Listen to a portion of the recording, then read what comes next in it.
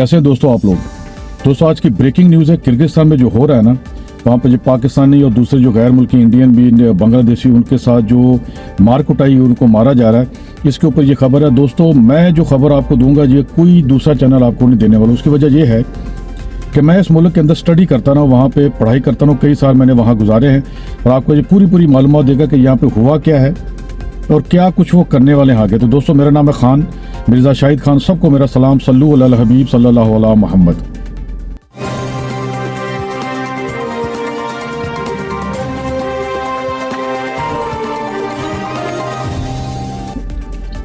तो दोस्तों सबसे पहले आपको बताता हूँ कि किर्गिस्तान जो है ये एक लैंडलॉक कंट्री है और यहाँ पे जो है वो अक्सरियत जो है वो मुसलमानों की है। और इनकी एक छोटी सी आपको मैं हिस्ट्री बताता हूँ कि जो हमें वहाँ पे किर्गिस्तान में जब हम कॉलेज में पढ़ते थे यूनिवर्सिटी में, तो वहाँ हमें पढ़ाएगी कि ये वो ज़माना था 200 हज़ारों साल पहले के, जब जो है ना दुनिया कबीलों में रहती थी।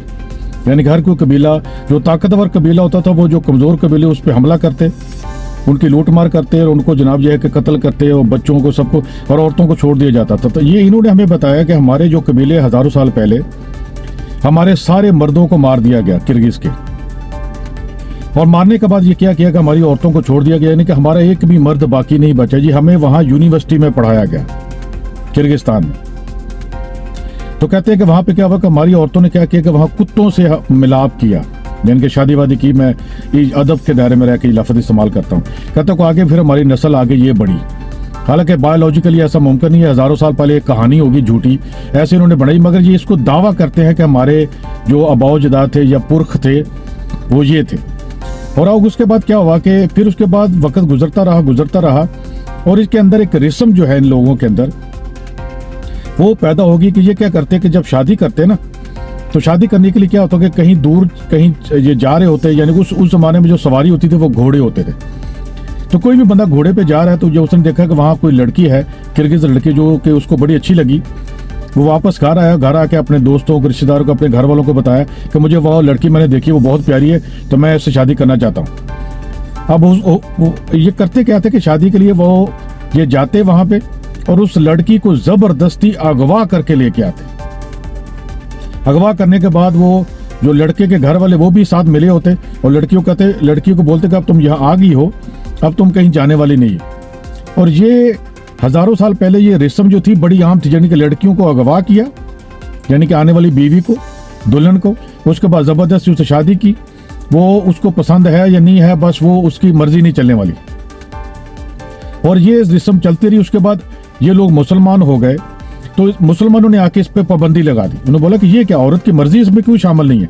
बाद में पता चला कि वहाँ की जो लड़कियां हैं उन्होंने, कई लड़कियों ने खुदकुशी कर ली क्योंकि वो किसी और से शादी करना चाहती थी अपने इलाके में, तो उसको अगवा कर लिया। अगवा करने के बाद उसकी ज़बरदस्ती वहाँ पे शादी कर दी गई। और ये यानी कि हर बंदा ये काम वहाँ कर रहा होता, तो इसको ये जायज़ समझते थे, कहते ये ठीक है, हालांकि ये ठीक नहीं था। तो ऑटोमन एम्पायर ने आके मुकम्मल तौर पे यहाँ पाबंदी लगाई। आप उस दौर को नज़र में रखें कि पाबंदी जो है बड़े बड़े शहरों में लगाई गई, जहाँ पे ये इनकी नज़र होती थी। वो दौर ऐसा था, कम्युनिकेशन का प्रॉब्लम था, तो हर जगह पे हम नज़र नहीं रख सकते। तो फिर भी ये रस्म छुप छुपा के चलती रही। हालांकि ये इस्लाम के खिलाफ थी, क्योंकि औरत जब निकाह होता है तो उसे 3 दफ़ा पूछा जाता है उस औरत से कि तुम्हें कबूल है। अगर ऑन द स्पॉट उस जगह पे मुसलमान लड़की अगर इनकार कर दे कि मुझे कबूल नहीं है, तो कोई शादी वादी नहीं होती। वो अलग बात है, उसको फिर ज़बरदस्ती की जाती, यानी कि वो निकाह उसका हुआ ही नहीं और औरत इनकार कर दे। उसके बाद ऑटोमन एम्पायर के बाद ये छुप छुपा के ये काम करते रहे। उसके बाद सोवियत यूनियन आ गया। सोवियत यूनियन आपको पता है कि वो खुदा को तो मानते नहीं थे, वो कहते जो मर्जी करो। तो फिर ये दोबारा ये रस्म बाहर आ गई और उसके बाद ये इस तरह के काम करते, यानी कि मुसलमान होने के बावजूद ये सिलसिला फिर चलता रहा आगे, छुप छुपा के ये काम करते रहे। आपको बात बताऊं कि इसकी मिसाल ऐसे, जैसे अकबर बादशाह के दौर में, अकबर जब बड़ा हुआ तो लाजिम बात है वो हिंदुस्तान का बहुत बड़ा शहनशाह था, तो इतना पढ़ा लिखा नहीं था, मगर उसके जो मशीर थे, यानी कि मशा देने वाले उसकी जो कबीना थी, वो बहुत पढ़े लिखे। तो उसने जो वो 11 रत्न जो है ना, वो पूरी दुनिया यानी कि हीरे जमा किए थे पूरे हिंदुस्तान से, उसको मशवरा देते थे। तो वहाँ के जो ब्राह्मण थे जो अकबर बादशाह के दरबार में थे, उन्होंने अकबर बादशाह को ये सती की रस्म के बारे में यानी कि बताया कि सती जो है ये कितनी ज़बरदस्त किस्म की रस्म है। औरतें जो है ना वो देवियाँ बन जाती हैं और उसके बाद बड़ा उसको जन्नत में और ये स्वर्ग में बड़ा मुकाम मिलता है। और अकबर बादशाह इस बात का कायल हो गया कि सती जो है यानी कि खामद के मरने के बाद हिंदू औरत जो हस्बैंड उसको जलाया जाता है तो उसको भी जिंदा जला दिया जाए। तो बादशाह जो है वो कायल हो गया और ये रस्म वहां पे चलती रही। अब कुछ अरसे बाद क्या हुआ कि अकबर के वहां पे दरबार में किसी औरत ने दुहाई दी, दुहाई है, फरियाद है, मेरा इंसाफ किया जाए। अकबर बादशाह ने बोला कि इसको पेश किया जाए। उसने बोला कि बादशाह सलामत, मेरा जो पति है उसका देहांत हो गया, यानी कि इंतकाल हो गया, और ये छोटे छोटे मेरे बच्चे हैं। अब ये मुझे सती करना चाह रहे हैं, तो मेरे बच्चों का कौन ख्याल रखेगा, इसको कौन पालेगा। अब अकबर बादशाह ने बोला कि ये सती तो तुम लोग बोलते थे कि बड़ी अच्छी चीज है सती होना, ये औरत को जिंदा जला दिया जाएगा और उसके बाद इसके बच्चों को कौन वाली वारिस है। अकबर बादशाह को फौरन उसने अपना माइंड चेंज कर लिया। उसने बोला मैं सती की रस्म पे पाबंदी लगाता हूँ, ये तो जालमाना रस्म है। अब वहां के जो ब्राह्मण है लाजिमी बात उनको अच्छा नहीं लगा होगा। पर कहने का मकसद ये है कि ये चीजें किर्गिस्तान में भी ये लोग जो थे ना अगवा करके औरतों से शादी करते थे, हालांकि ये उनके मजहब का हिस्सा नहीं थी, ये ऐसी एक रस्म थी, रवायत थी। तो मुसलमानों ने इस पर पाबंदी लगाई और यहाँ हिंदुस्तान में मुसलमानों ने सती की रस्म पे पाबंदी लगाई, हालांकि उनके मजहब का हिस्सा था। आपने देखा होगा कि आमिर खान की एक मूवी है जिसमें वो अंग्रेज दौर में तो बाकायदा कानून बन गया था, मगर मुगलों के दौर में क्या होता है कि कम्युनिकेशन का इतना मसला था, तो जहां छुप छुपा के ये काम तो होता था। तो यही जनाब ये है कि किर्गिस्तान में भी ऐसा होता रहा, चलते रहे। अब आपको बताता हूं कि हुआ यहाँ पे क्या है। किर्गिस्तान के अंदर एक मसला है इन लोगों के साथ। मेरे बहुत सारे किर्गिज दोस्त हैं, यहाँ पे भी हैं, वो मस्जिद में आते हैं, नमाजें पढ़ते हैं हमारे साथ, और मैं कई साल वहां पे मैंने गुजारे। और एक दोस्तों वहां पे सबसे बड़ा मसला है किर्गिज लोगों के अंदर, जो कि बाद लोगों में भी है कि अपना बंदा गलत भी है तो उसका साथ दो। ये अजीब किस्म की वहां पे काम है। और दूसरी बात ये कि ये कबीला जो है ना, वहां पे जो दूसरे जो लोग हैं कम्युनिटी वाले या बरादरी वाले या कबीले वाले, तो ये अलग से नजर आते हैं। इनकी जो शक्लें हैं थोड़े चाइनीज टाइप नजर आएंगे, मगर वहां पे उज़्बेक लोग भी हैं, ताजिक भी हैं। चंद साल पहले की बात है, जब मैं वहां पे स्टडी किया करता था, तो वहां एक सिटी है ओश, सबसे बड़ा सिटी इनका बिश्केक का, वहां ओश है। वहां पे उज़्बेक बहुत सारे लोग हैं। उज़्बेक जो है वो यूरोपियन टाइप दिखते हैं या हमारे जैसे दिखते हैं। मैं वहां जाता था अपने दोस्तों के साथ, तो हमारे साथ लड़कियां भी होती थी और लड़के भी, सब इकट्ठे पढ़ते थे। तो हमारी लड़कियों को बोलते थे कि तुम उज़्बेक हो, क्योंकि पाकिस्तान जो वो नॉर्थ इंडिया में आता है, नॉर्थ इंडिया के नक्शो निगार उनका कलर थोड़ा फेर होता है और नक्शो निगार अलग होते हैं, तो हम उनसे मिक्स हो जाते थे।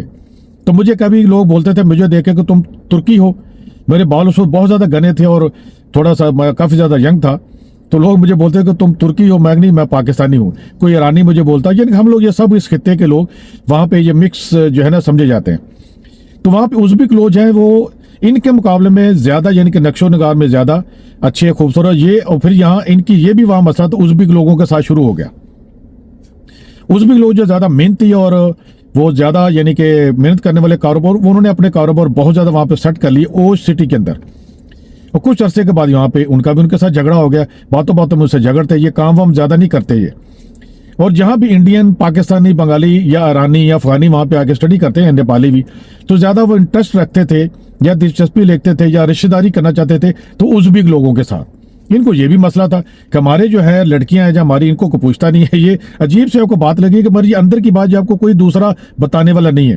पर थे तो दोस्ती इनके साथ अच्छी, क्योंकि थोड़े से ये इस तरह के, ये अभी आपने देखा ना झगड़े शुरू हो गए, इसमें सब किर्गिज लोग होंगे। तो इनका जो मैंने आपको बताया कि इनका नजरिया ये कि अपना बंदा गलत भी है तो तुम लोगों ने उसका साथ देना। ये बीवियों को अगवा करके शादी करना गैर इस्लामी, और ये जो चीजें हैं कि बगैर तहकीक अपना बंदा गलत भी है उसका साथ देना, ये कौन सा इस्लाम है? ये भी गैर इस्लामी कि आप जो बंदा गलत है उसका कैसे साथ दे सकते हैं आप लोग।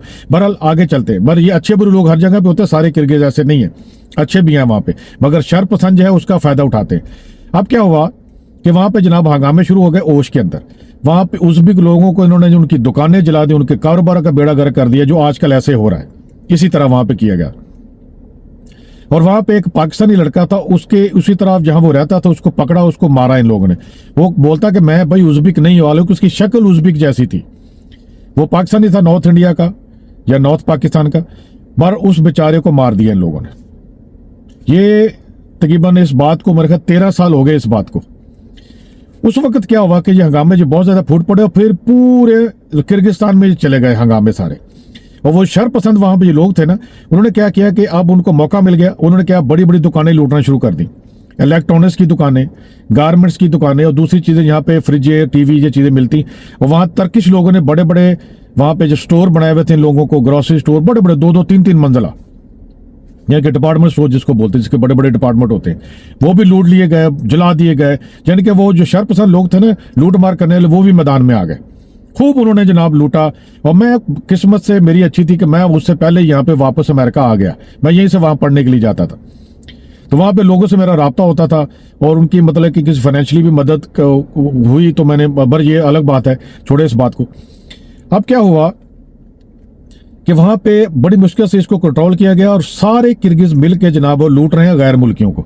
हत्ता कि जो किर्गिज जो वहीं पैदा हुआ उज़्बेक, वो किर्गिज है, किर्गिज पासपोर्ट है उसके पास, उनकी लैंग्वेज भी बोलता है, मगर क्योंकि वो किर्गिज नहीं है।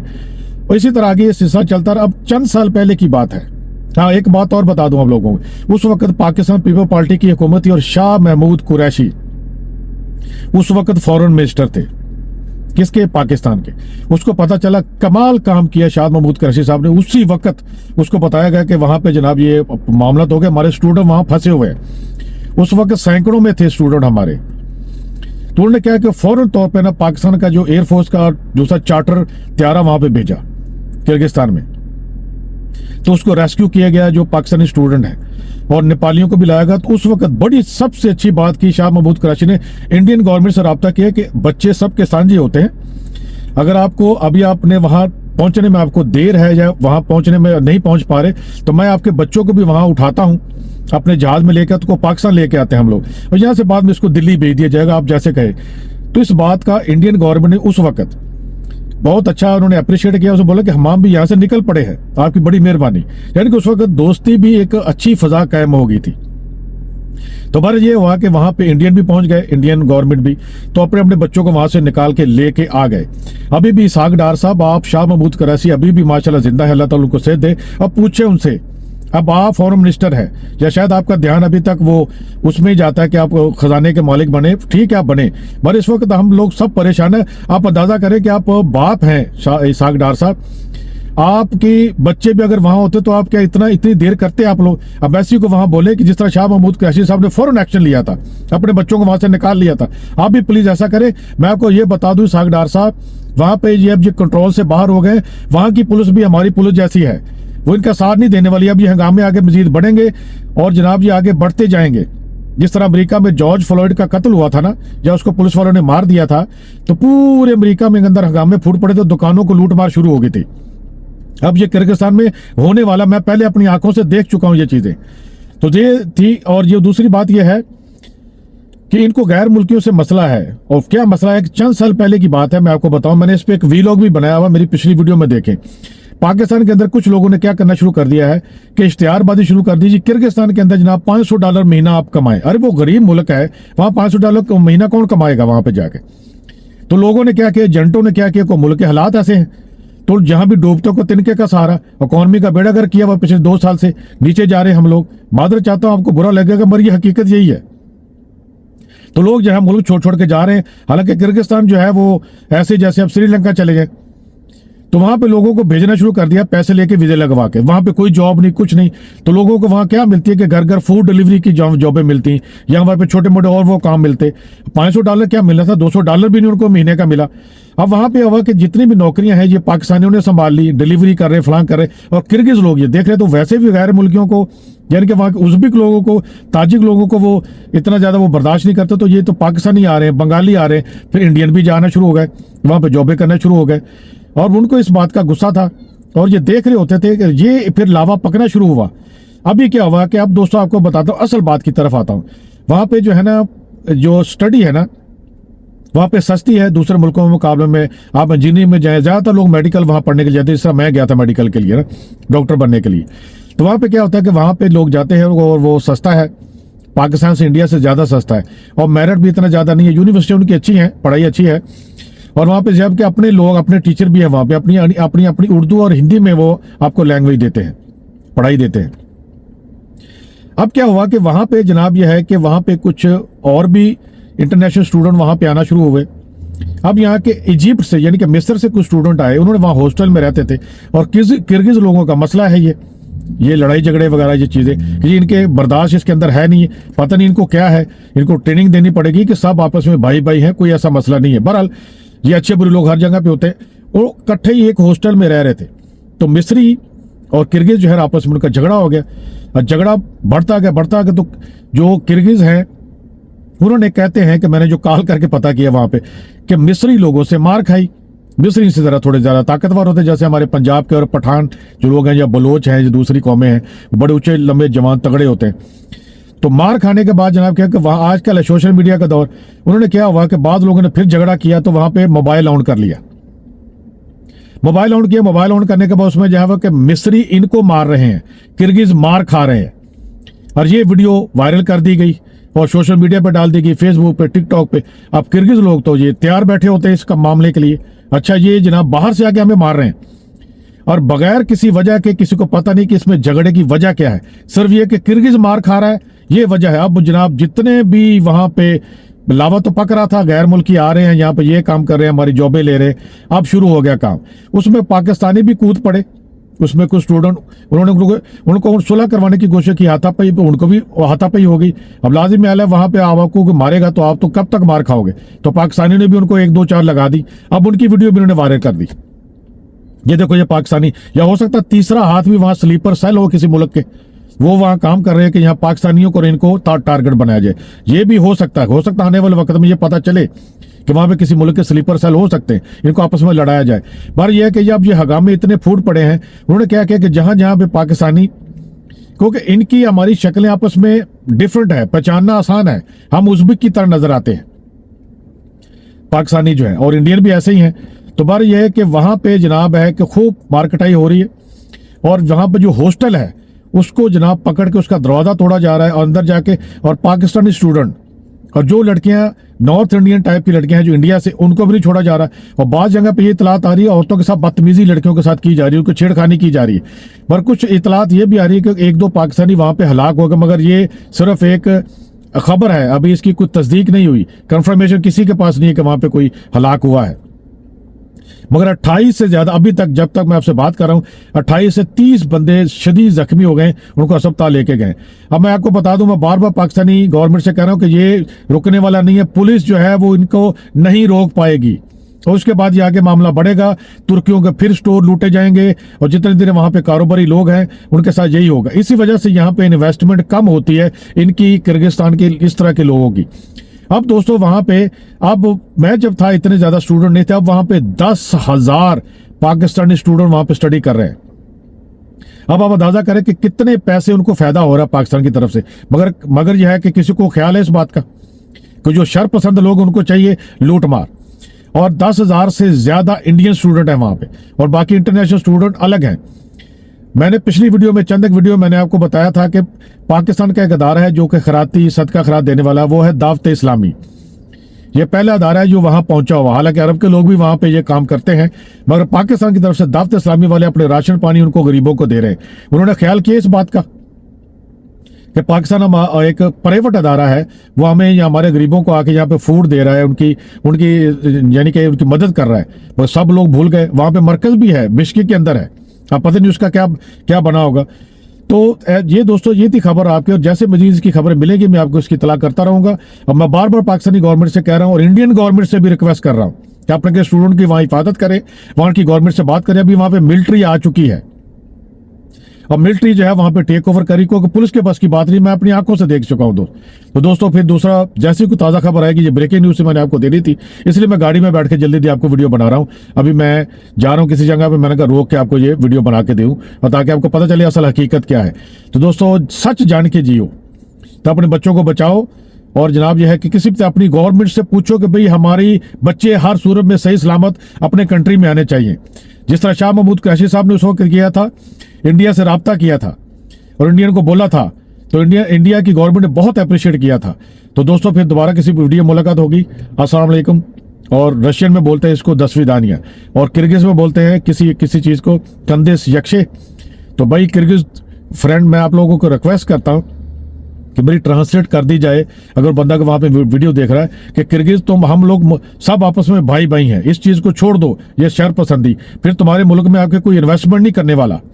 ये प्लीज इसको छोड़ दो। मैं इतने साल पहले वहां गया था, आज भी उस वक्त यही तुम्हारे हालात थे, आज भी तुम लोग ऐसा कर रहे हो। यहाँ पे अमेरिका में मेरे बहुत सारे किर्गिज दोस्त हैं, हमारी मस्जिद में, पाकिस्तानी मस्जिद में वो आते हैं, ढेरों आते हैं और बड़े अच्छे तरीके से हमारे साथ बात करते हैं, ट्रेनिंग लेते हैं और इस्लाम सीखते हैं, उसको बताया जाता है, इज्तिमा में आते हैं, ईद नमाज इकट्ठे पढ़ते हैं। अभी जो रमजान गुजरा है, पूरी तरावियां मेरे किर्गिज भाइयों के साथ मैंने पढ़ी हैं और बड़े अच्छे तरीके से हमारे अच्छे ताल्लुकात हैं। ऐसे ही हमारे अच्छे ताल्लुकात होने चाहिए मुसलमानों के साथ भी और नॉन मुस्लिम के साथ भी। तो बड़ी मेहरबानी, अपने मुल्क को बचाओ। मैं किर्गिस्तान के लोगों को बोल रहा हूँ, तो पूरी दुनिया जो है वो तुम्हारे कदमों पे आएगी। ओके जी, अस्सलाम वालेकुम। Mirza Shahid Khan, Chicago, USA।